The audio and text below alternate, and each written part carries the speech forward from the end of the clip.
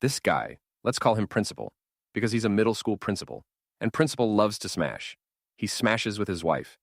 He smashes with his multiple girlfriends on the side. He's a busy guy. But one day, one of his side chicks delivers some devastating news to him. She pulls him aside, and she tells him she's pregnant. Principal, he pretends he's all happy. He's like, yeah, you're pregnant. But deep down, he is devastated. He can't have a kid with his side chick. His wife and his other girlfriends are going to be so upset. Now, the side chick, her name is Jocelyn, and she's a really nice woman. She's a third-grade teacher at a nearby elementary school, and I'm not sure if she actually knows that Principal is married. But she is happy about being pregnant with his kid because she really wants to be a mom. So as Jocelyn is all dealing with the pregnancy, Principal is quietly losing his mind. He's like, man, if my wife and my other girlfriends find out, they might leave me. Also, it wouldn't look good for a middle school principal to impregnate a teacher or side chick. He could probably lose his job over that. Principal rubs his two brain cells together, and he comes up with a plan to have Jocelyn unalived. So he calls up his shadiest friend, this guy, who we'll call Hitman. Principal tells Hitman what's going on, and Hitman's like, oh, that sucks, bro. How can I help? Principal's like, I need you to unalive my pregnant girlfriend. Hitman's like, all right. Then he says he needs $2,500 in cash, up front. Principal's like, deal. Now, here's the thing about the $2,500. Principal, he works for the public school system. He doesn't have $20,500 to just be thrown around to give to a hitman, but Principal does know where to get it. See? The dance team at his middle school just held a fundraiser and raised a bunch of money for a spring break trip they're going to take. He's the principal, so he knows where they keep this money.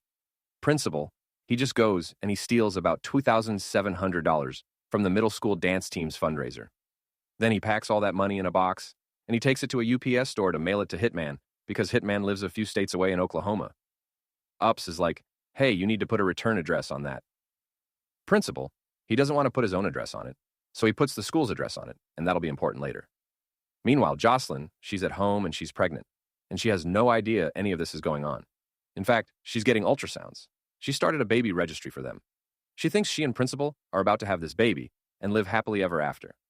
Now, a few weeks later, Hitman takes a Greyhound bus from Oklahoma, where he lives, to St. Louis, where Principal lives, and they go over the plan.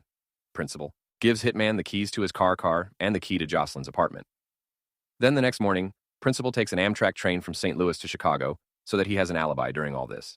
And about a day later, it's 3 a.m., and Hitman takes Principal's car and he drives it to Jocelyn's apartment. And there, he lets himself in. And he sneaks through the apartment and he finds Jocelyn in her bedroom, asleep on her bed. So he pulls out a pew-pew, points it at her head, and then, bang, he unalives her. Then he leaves and he calls Principal in Chicago, and he's like, okay, buddy, it's done. Principal, he takes a train back to St. Louis, and he goes directly to Jocelyn's house. There, he finds her unalived in her bed. He calls police to report it, and he pretends he's surprised. Police, they come to Jocelyn's house to investigate, and they take Principal back to the station to question him. Now, during that interview, Principal asks them if they can leave the room so that he can make a phone call, and police are like, sure. They leave the room, and Principal calls his wife. He's like, honey, I need you to meet my buddy Hitman at this gas station and bring him my extra set of car keys. Because Principal's car is still parked at Jocelyn's apartment at the crime scene, and he wants Hitman to go and move it. So Hitman gets the keys, and he goes to Jocelyn's apartment to move the car. But police are still there at the crime scene investigating. A random guy suddenly coming to move a car from a crime scene? That seems pretty sketchy.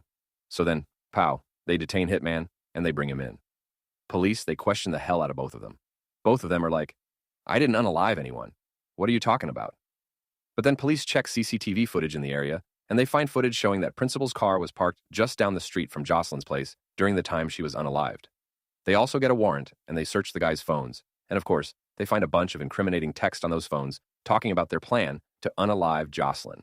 Most importantly, the return address on the money mailed to Hitman was the address of the middle school. Police know Principal was the one who mailed it. Then, bam, they arrest Principal. Here's his mugshot. They arrest Hitman. Here's his mugshot. They're both charged with first-degree murder. They plead guilty, and Principal gets life in prison, and Hitman also gets life in prison.